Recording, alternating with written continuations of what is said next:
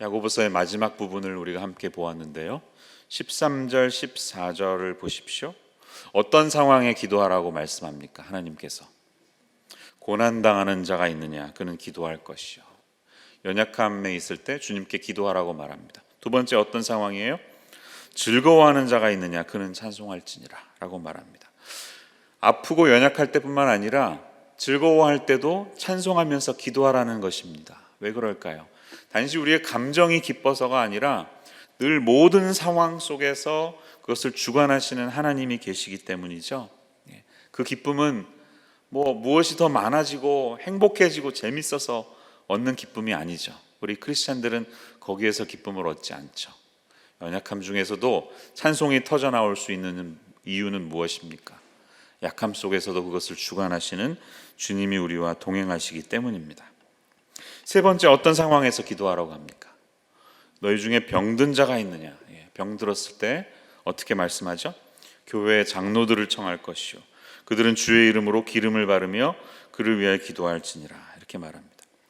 자, 여러분, 아프다는 것은 예나 지금이나 항상 존재해 왔습니다. 질병은 언제나 우리 곁에 있었습니다. 그럴 때 특별히 장로들을 청해서 그분들이 기름을 바르며 기도하라고 합니다. 이 말씀에 대해서는 조금 설명이 필요한 것 같습니다. 장로님들은 어떤 분을 말합니까? 오늘날 우리 장로교회에서 말하는 당회원들이라고 보기에는 좀 어렵고, 초대교회는 감독과 장로라는 단어가 등장하는데 신학교를 나온 전문적인 사역자가 생기기 전이죠. 그러니까 우리와 똑같은 평신도 중에서 성도들의 지지를 받은 교회의 리더들이 있었습니다.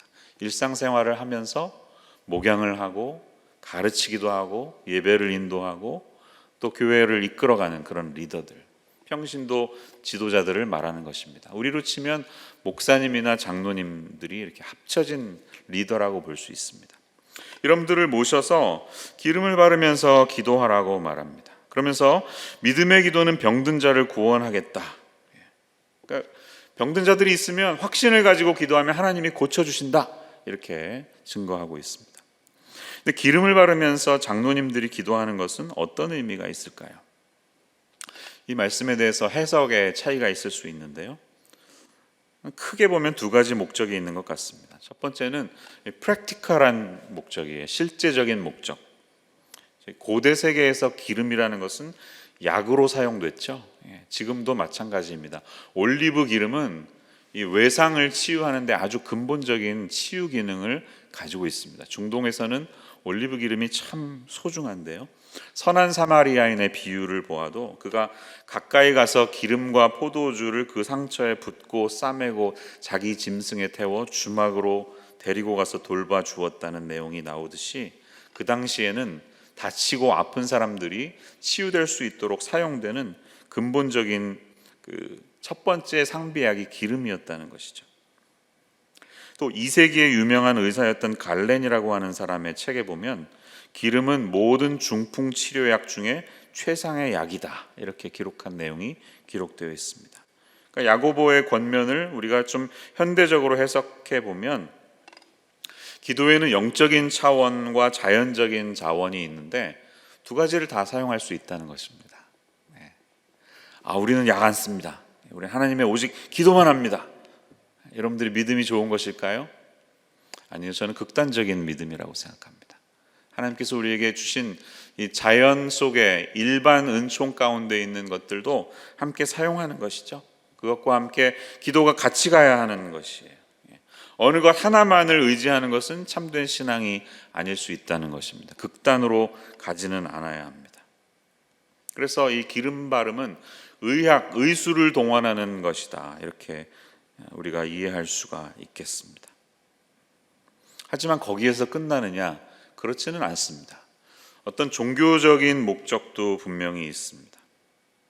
이 종교적으로 사용하는 것, 이것을 거룩하게 거기에 이제 뭐라고 표현하나요? consecrate 한다는, 이렇게 고대 카톨릭에 보면 이걸 따로 분리를 해서 이건 거룩한 거야 하고 축성하는, 축성이라고 표현하는 것이 있죠. 그렇게 해석하는 그룹이 또 있었어요. 그래서 이 사제가 이 기름을 위해서 특별히 기도해서 따로 떼어 놓으면 거기 능력이 발휘해서 병자들이 막 나음을 얻는 이런 일들이 일어난다고 믿기도 하였습니다. 그래서 서방 교회는 오랫동안 이런 기름을 바르면서 기도하는 의식을 계속해 왔습니다. 그래서 로마 카톨릭에는 지금도 7가지 성례전 중에, 개신교회는 딱 2가지만 있죠. 성례전이 세례와 성찬. 그렇지만 카톨릭에는 7가지가 있는데 그 중에 하나가 종부성사라는 것이 있습니다. Extreme Unction이라고 하는데, 이제 돌아가시는 분에게 가서 기름을 부으면서 기도하면 그 사람의 모든 죄의 잔재가 다 제거되고 영혼이 강화된다, 이렇게 믿습니다. 어떻게 생각하세요? 돌아가시는 분을 바라보는 사람 입장에서는 힘이 되겠죠. 사제가 와서 기름을 바르면서 기도하면. 근데 정말 그것이 이 말씀이 말하는 것일까? 그러면 여러분, 우리가 예수 그리스도 안에 있는 사람이 이제 돌아가시게 되는데 누군가 와서 기름을 부어가면서 기도하지 못하면 그 사람은 지옥으로 떨어질 위험이 있는 것입니까? 아니죠. 인간의 영혼의 그 궁극적인 목적은 마지막 순간에 신부가 와서 모든 죄를 씻겨주고 기름을 바르냐 아니냐에 있지 않죠.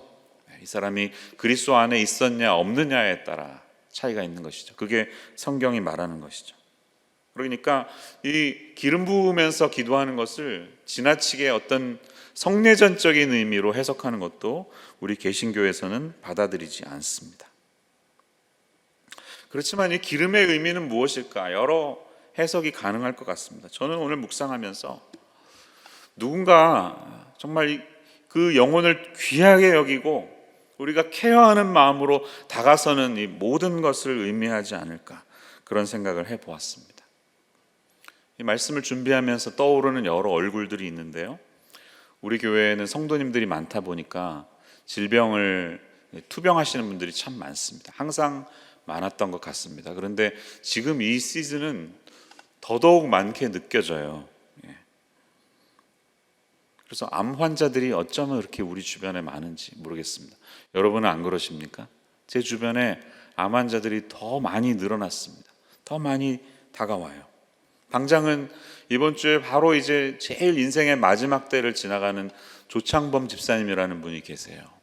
우리 교회 조용히 다니셨고요, 영유아부에서 봉사하셨습니다. 영아부만 조용히 섬기고 예배드리고 가시는 분이었는데 올해 팀장이셨는데 갑자기 간암이 말기인 것이 발견되면서 그냥 한순간에 이렇게 몇 개월 만에 생과 사를 오고 가는 분이 되셨습니다.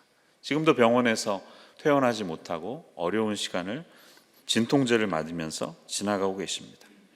화산으로 치면 활화산, 지금 현재 막 암과 싸워가는 분들이 굉장히 많아요. 이 외에도 유경희 집사님, 한혜원 집사님, 이정열 성도님, 김문배 집사님, 또 이영희 D 성도님, 이영란 권사님, 오현수 성도님, 이런 분들이 현재 암과 직접 싸워가고 있는 분들입니다. 휴화산인 분들도 굉장히 더 많습니다. 암이 있는데 잠재되어 있거나 한번 일단 키모로 이기신 분들도 굉장히 많습니다. 여러분들도 주변에 바로 떠오르시는 분들이 계시죠? 가까이는 저의 유일한 형이 제가 위에 계신데 저희 형수님이 동부에서 암과 싸우고 계십니다. 여러분들을 생각할 때마다 이 말씀을 붙들고 저는 주님께 올려드리고 싶어요. 정말 아멘이라고 고백하면서 이 읽은 말씀 해가지고 하나님, 이 말씀 저 붙들고 가는데 좀 고쳐주세요. 제발 고쳐주세요. 믿음의 기도는 병든 자를 구원한다고 하지 않으셨습니까? 좀 고쳐주세요. 이렇게 질문할 때가 있습니다. 그런데 그럼에도 불구하고 몇 개월 투병하다가 돌아가시고 하는 분들을 볼 때 이제 조금 여러 질문들이 제 안에 생겨나는 것이죠. 정말 이 말씀을 내가 제대로 이해하고 기도하고 있는 것인가? 나의 기도는 혹시 믿음의 기도가 아닌 것이 아닐까? 내가 믿음이 없어서 하나님이 안 들어주신 것인가? 하나님이 능력이 없는 분은 아닌가? 물론 그것은 아니겠지만 하나님에 대해서 의심이 들 때도 있습니다. 혹은 내가 기도하기 전에 온전히 나의 죄를 고백하지 않았기 때문은 아닌가? 그러잖아요. 너희 죄를 서로 고백하며 병이 낫기를 위하여 기도하라고 하는데 죄의 고백이 회개가 부족했기 때문인가? 아니면 이 기도하는 내가 의인이 아니기 때문에 의인의 기도는 간구하는 힘이 많은데 나는 그렇지 않은가? 이런 기타 등등의 질문을 하게 됩니다. 여러분도 마찬가지시죠. 우리 주변에 어떤 분은 멀쩡하게 또 싸워서 치유되는 분도 있지만 그렇게 힘든 병을 투병하시다가 가시는 분들도 참 많으신데요. 하나님은 어떤 기준에 의해서 이 질병을 치유하시는가? 이런 질문들을 가지실 때가 있을 것 같습니다. 우리에게 믿음의 위기가 되고 도전이 될 때가 있습니다. 치유되지 않는 것은 병든 사람의 죄 때문인가? 이 질문은 아니죠. 성경은 그렇게 이야기하지 않습니다. 물론 그런 경우가 없지는 않겠죠. 바울 사도도 주의 만찬을 잘못 이해해서 병들거나 죽은 자가 있다고 경고하는 것을 보면 하나님에 대해서 죄 문제가 해결되지 않기 때문에 병에 걸리는 사람도 있습니다. 그렇지만 늘상 그렇습니까? 아니요. 성경은 그렇게 얘기하지 않습니다. 죄와 질병이 직접적으로 연관되어 있다고 믿는 것은 하나님을 온전히 이해하지 못하는 사람들의 생각입니다. 그러므로 우리가 그동안 쭉 욥기를 묵상해 왔는데 욥이야말로 대표적인 사람 아닙니까? 그가 잘못이 없었음에도 불구하고 하나님이 허락하신 이 질병과 고통은 무슨 의미가 있냐는 것이죠. 하나님이 1장에서 사탄 앞에서 욥을 자랑하지 않으셨다면 욥은 멀쩡히 살아갔을 수도 있었습니다. 하나님 왜 사탄 앞에서 자랑하셔가지고 욥 좀 봐라 안 하셨으면 좋았을 텐데 그것 때문에 질병과 고통에 들어가는 것처럼 그렇게 느껴집니다. 요한복음 9장에는 나면서부터 소경으로 태어난 사람에 대한 예수님의 언급이 있죠. 아니다. 그 사람의 죄 때문이 아니야. 이렇게 주님께서 분명히 이 문제는 아니라고 말씀하셨습니다. 그러면 치유되지 않는 이유는 우리의 믿음이 부족하기 때문인가? 여기 본문에서 말하는 것처럼 믿음의 기도, 믿음의 기도라는 것은 무엇을 의미할까? 우리는 갖게 됩니다. 어떤 지극정성으로 기도하는 것, 다른 종교에서 말하듯이 막 3000배를 절하고 새벽마다 일어나서 막 어디 우상 앞에서 그렇게 열심히 내는 그런 열심을 가리켜서 믿음이라고 이야기하는 것일까요? 막 3개월씩 매일 새벽에 나와서 새벽 기도를 하는 것이 믿음의 기도라고 표현하는 것일까요? 이런 등등의 질문을 우리가 붙들고 하나님 앞에 나아갈 수 있다는 것입니다. 여러분들 어떻게 생각하십니까? 하나님이 들으시는 기도는 무엇일까요? 그런데 이 기도에 대한 확신에까지 이어지기까지 오늘 본문의 5장 7절에서부터 이어지는 내용을 보십시오. 이 기도에 대한 강조를 하시기 전에 하나님은 인내하라고, 오래 참으라고 인내의 중요성에 대해서 말씀하고 있어요. 5장 7절 8절을 보십시오. 그러므로 형제들아 주께서 강림하시기까지 길이 참으라.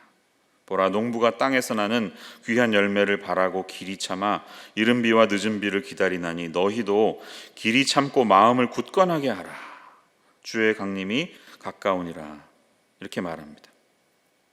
그러면서 11절 보면 너희가 욥의 인내를 들었고 주께서 주신 결말을 보았거니와 주는 가장 자비하시고 긍휼히 여기시는 이시라. 욥을 예로 들면서 자 욥의 상황을 알지 않느냐. 이 오래 참은 인내를 통해서 하나님이 어떤 분이신지를 깨닫고 그것을 붙들어서 그 다음에 기도로 나아가야 한다. 이렇게 말씀하는 거예요. 그러면 인내와 기도가 어떤 연관이 있을까요?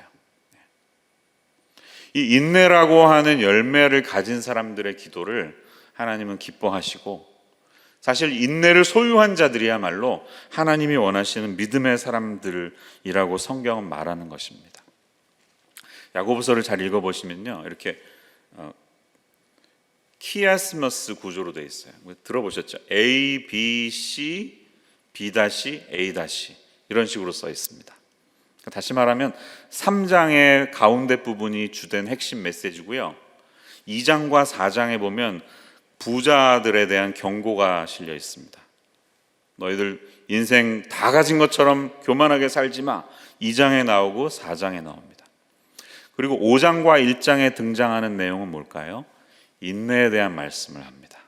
5장에 우리가 본문에서 본 인내가 1장으로 가면 주제를 던지듯이 1장 맨 앞부분에 나오고 있습니다. 본문이 준비가 되었죠. 1장을 한번 보겠습니다. 1장 2절에서 4절 말씀 한번 찾아보세요. 같이 한번 읽어보겠습니다. 시작. 내 형제들아, 너희가 여러 가지 시험을 당하거든 온전히 기쁘게 여기라. 이는 너희 믿음의 시련이 인내를 만들어내는 줄 너희가 알미라. 인내를 온전히 이루라. 이는 너희로 온전하고 구비하여 조금도 부족함이 없게 하려 함이라. 아멘. 인내라는 단어를 떠올리시면 무엇이 생각나십니까? 인내 영어로 뭐예요? patience. 흔히 이렇게 오래 참는다. patient. 참 잘 참는다. 우리는 이렇게 이해합니다. 그런데 5장에 나타난 인내와 여기 1장에 나타나는 인내가 patience로 기록되어 있지 않는다는 사실을 기억하세요.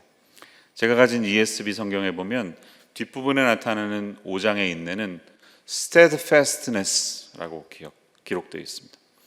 조금 다르죠. patience와 steadfastness는 다릅니다. 지그시 버티는 거, 변함없이 이렇게 쫙 굳건히 서 있는 거, 이게 steadfastness잖아요. 1장에서는 제가 가진 성경에서는 endurance라고 기록되어 있습니다. endurance. patience랑 좀 다르죠. 인내는 무엇입니까? 인내라는 것은 무엇입니까? 인내는 우리 크리스찬이 인생을, 신앙의 삶을 살면서 가질 수 있는 가장 탁월한 인격의 열매입니다. 인내는 하나님의 약속을 확신하고 소망하는 사람들 안에 나타나는 열매입니다. 인내를 갖는다는 것은 우리 크리스찬들의 소망을 더욱더 분명하고 풍성하게 만드는 그런 열매예요. 인내야말로 우리 크리스찬들이 추구해야 할 가장 소중한 인생의 열매라는 것입니다. endurance.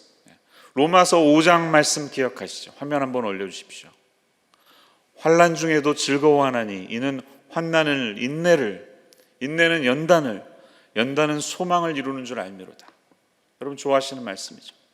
영어로 어떻게 표현되어 있냐면 환난 suffering produces endurance라고 되어 있습니다. endurance produces character. 연단은 캐릭터예요. 성품이에요. character produces hope. hope for what? 무엇에 대한 소망입니까? 하나님이 우리의 생과 사, 인생의 처음과 마지막까지 온전히 주인으로 주관하시고 마침내 우리가 어떤 삶을 살다가 누가 먼저 갈지 알지는 못하지만 인생의 마지막, 세상의 종말이 올 때 우리의 구주께서 모든 것에 대해서 갚아주시고 우리를 승리의 삶으로 인도하는 그 소망이 아니겠습니까? 부활의 소망, 마지막 최후의 심판의 승리에 대한 소망, 끝까지 견디는 사람들에게 주시는, 계시록에 등장하는 끝까지 견디는 이 인내를 가진 사람들은 승리자가 된다는 소망이 아니겠습니까? 이것이 성경이 우리에게 일관적으로 말하는 그런 가치입니다. 사랑하는 여러분, 저와 여러분의 삶 속에 이 인내의 캐릭터가 온전히 새겨질 수 있기를 바랍니다. 오늘 한번 기도하면서 이런 그림을 그려보세요. 인내는 무엇인가? 내 인생이라고 하는 초가 있으면 초의 심지가 점점 더 굵어지는 것을 말합니다. 굵어지는 심지. 그럼 어떻게 될까요? 바람이 아무리 불어도 심지가 굵어지면 꺼지지 않습니다. 아시죠? 네. 굵은 심지를 가지고 거기에서 계속해서 공급되는 기름이 있으면 그 불은 꺼지지 않습니다. 하나님의 뜻은 우리의 삶 속에 바람이 불지 않도록 하는 게 아니에요.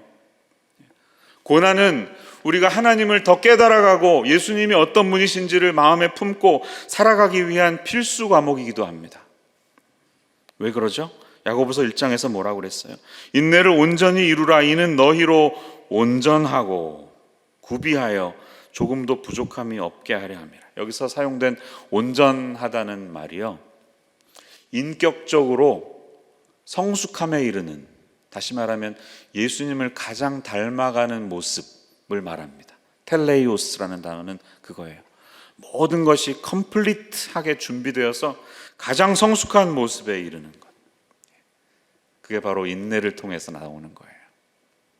저와 여러분의 꿈이 있다면, 제가 인생을 살아갈 때 하나님이 제 삶 속에 바람이 불지 않고 풍파가 불지 않게 하옵소서가 아니라, 삶의 어떠한 상황을 맞이한다 하더라도 그 가운데 저에게 이 연단이라는, 인내를 통한 아름다운 연단이라는 캐릭터가 나타나게 해주시고, 항상 기뻐하고 소망 가운데서 찬양하고, 내가 고난이 있든지 즐거운 상황이든지 병든 상황이든지 늘 그 모든 상황을 통해서 하나님이 경배받으실 수 있도록 주님만 올려드리는 사람이 되게 해달라고, 이 고난의 내 인생이라는 불이 꺼지지 않고 이 굵은 심지로 말미암아 환난을 이겨낼 수 있는 그런 믿음의 사람이 되게 해달라고 기도하는 것인 줄로 믿습니다.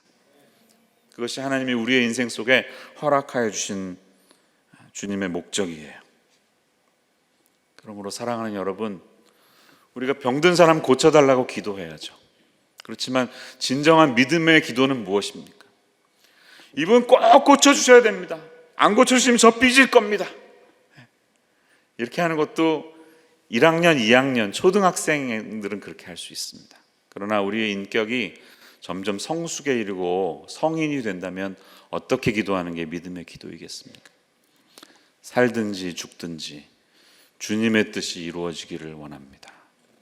이것이 우리의 고백이 되어야 하는 줄로 믿습니다.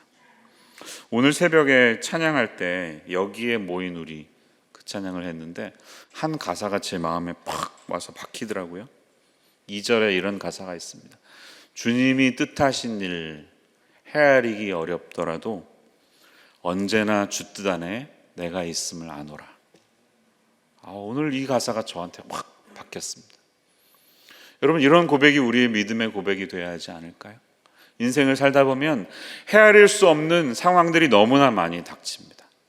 그런데 믿음의 기도는 참된 하나님이 원하시는 그런 인내를 가지고, 인내의 열매를 갖고 기도하는 사람들은 주님이 뜻하신 일 내가 다 헤아릴 수 없지만 나의 바람은 언제나 주 뜻 안에 있는 것입니다. 제가 그것을 아는 것입니다 라고 고백할 수 있는 거예요.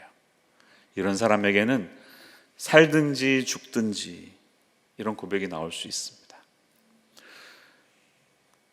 불치의 병을 고쳐주시는 하나님만이, 그런 하나님만이 영광 받으실 분이 아니시고, 우리가 비록 다 헤아릴 수 없지만 고통 가운데 누구보다, 우리의 계획보다는 먼저 하나님 앞에 갈 수도 있지만 그 가운데 웃을 수 있는 것이에요. 항상 기뻐하고 쉬지 말고 기도하고 범사에 감사할 수 있는 이런 사람의 이 삶의 인격에서 나오는 아름다운 미소와 열매들, 이런 것들이 주님이 우리 삶 가운데 원하시는 것이라는 겁니다. 지난 화요일이었던 것 같아요. 손 목사님께서 오셔서 교회 방문하셨는데 탁구채를 들고 오셨습니다. 저희가 부탁을 했거든요. 목사님 탁구채 가져오세요. 그랬더니 진짜 가져오셨더라고요. 1년 동안 한 번도 못 쳤어요. 그리고 또 늘상 저희들 하듯이 부교육자들과 막 신나게 쳤습니다. 그날 조 목사님이 좀 늦게 오셨는데 조정현 목사님이 우리 조창범 집사님을 특별히 챙기셨어요. 이분이 목장이 소속이 안 돼 있기 때문에 관계로 쭉 방문하셨는데 이 화요일날 다녀오신 거예요. 근데 다녀오셔서 집사님한테 그런 얘기를 한 거예요. 손 목사님 오셨어요. 그랬더니 손 목사님 오셨냐고, 막 전혀 자기는 몰랐다고 그러면서 지난주에 자기가 손 목사님 꿈을 꿨다는 거예요. 목사님 너무 뵙고 싶다는 거죠. 그래서 이제 오셔서 그 얘기를 하니까 어떻게 그냥 지나갈 수가 있습니까? 그래서 저도 어차피 한번 가려고 그랬는데 그럼 목사님 저하고 같이 가시죠. 해서 다음날 수요일 아침에 병원에 갔습니다. 여러분 잘 아시듯이 요즘에 아무나 못 들어갑니다. 그런데 이제 마지막 시간을 지나가니까 특별히 목사 2명이 기도하러 가겠다 해서 허락을 받았고요. 사전에 허락을 받고 들어가면서 이 접종 백신 증명을 해야 됩니다. 코드 보여주고 뭐 여기 손 뿌리고 다 절차 거쳐서 해야 되는데, 이제 입구에서 손 목사님이 들어가는데 이러시는 거예요. 나 그 백신 패스가 없는데 이러시는 거예요. 그거 안 가져왔다고. 한국에서 그 절차가 외국인은 너무 복잡해서 자기는 안 가져오고 2번 접종 맞은 한글로 된 동네 소아과에서 받은 한 장짜리 종이만 가지고 오신 거예요. PCR 테스트하고 그 접종 기록만을 갖고 오셨어요. 근데 그게 한글로 돼 있어요. 이 참 찬스가 오락가락한 거죠. 근데 딱 들어갔는데 이 검사하는 자매가 보니까 레스트 네임이 서씨예요. 저는 이제 무사 통과했는데 손 목사님 딱 보여줬는데 이게 한글인데 근데 그 자매가 이렇게 보더니 오케이 이러면서 그냥 보내드리더라고요. 2세 자매인 것 같아요. 그래서 거의 기적적으로 들어갔습니다. 저희가 이제 병원에 병실로 딱 들어갔더니 이 조창범 집사님이요 웃으시는데 정말 인생에서 이런 기쁨은 더 없는 듯이 가장 밝은, 사람이 지을 수 있는 가장 밝은 모습으로 웃으시더라고요. 그 모습이 너무 참 오랫동안 기억에 남습니다. 목사님이 어떻게 오셨어요? 물론 담임 목사가 온 것도 좋으셨겠지만 제 생각엔 손 목사님이 오셨기 때문에 더 좋아하셨던 것 같아요. 오랫동안 자신의 담임 목사님이었던 분이 꿈에 잠깐 봤는데 자기 병실에 딱 나타나니까 너무 놀라신 거죠. 그 마지막 모습, 그분의 미소가 떠오릅니다.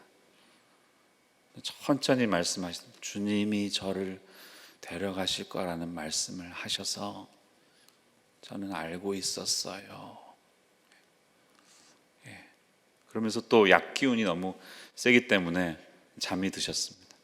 저희가 이 올라왔던 그 간증을 하니까 그 조 집사님의 어머님과 아내 되시는 한 집사님이 앉아 계셨는데 너무 놀라시는 거예요. 아니 여태까지 단 한 번도 그 입구에서 코리안이 거기서 검사한 적이 없었대요. Never. 그 자매 자기는 한 번도 못 봤는데 어떻게 또 그날 또 앉아 있냐고 하면서 너무 놀라면서 이런 일이 있을 수가 막 감격을 하시는 거예요. 그렇게 마지막 만남을 갖고 다시 병원에 나오는데 그 자매가 또 없어졌더라고요. 또 딴 사람이 또 앉아 있어요. 이거는 정말 하나님이 하신 일이다. 그런 생각을 하면서 나왔습니다. 제가 무슨 말씀을 드리는 건가요? 조 집사님이 기적적으로 치유돼서 인생에 다시 기회를 얻는 것도 참 의미 있는 간증이겠지만 그분의 미소, 세상에 인간이 다시 만들 수 없는 듯한 가장 기쁜 모습으로 그 지으시는 그 미소, 그런 것이 바로 우리가 말하는 인내를 통해서 얻게 된 열매가 아닌가, 그런 생각을 해봅니다. 너희가 여러 가지 시험을 당하거든 온전히 기쁘게 여기라. 그 이유는 너희 믿음의 시련이 인내를 만들어내는 줄 너희가 알미라. 이 소망을 꾸어나가는 저와 여러분 되시기를 바랍니다. 주께서 뜻하신 일 헤아리기 어렵더라도 언제나 주 뜻 안에 내가 있음을 아노라. 이렇게 고백하면서 우리에게 닥친 고난을 이겨낼 수 있는, 믿음으로 기도할 수 있는 저와 여러분 되시기를 축원합니다. 기도하겠습니다.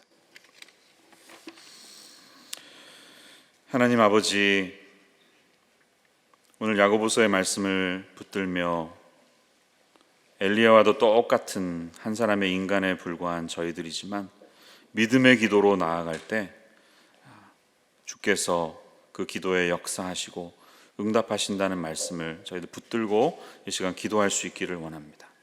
믿음의 기도는 어떤 상황이 와도 하나님이 다 고쳐주신다는 확신이 아니라 하나님께서 이 모든 상황을 주관하시고 결국은 주님의 뜻이 이루어질 것이라는 것을 확신하는 기도인 줄로 믿습니다. 우리의 삶에 어떤 상황이 오더라도 이 믿음의 기도로 꺼지지 않는 불꽃이 되어서 심지가 굵어지는 사람이 되게 하여 주시고, 바람이 불지 않도록 기도하는 인생이 아니라 어떠한 풍파와 바람이 불어도 꺼지지 않는 인내의 열매를 소유하는 사람 되게 해달라고 기도할 수 있는 우리들 되게 하여 주옵소서. 예수님 이름으로 기도합니다.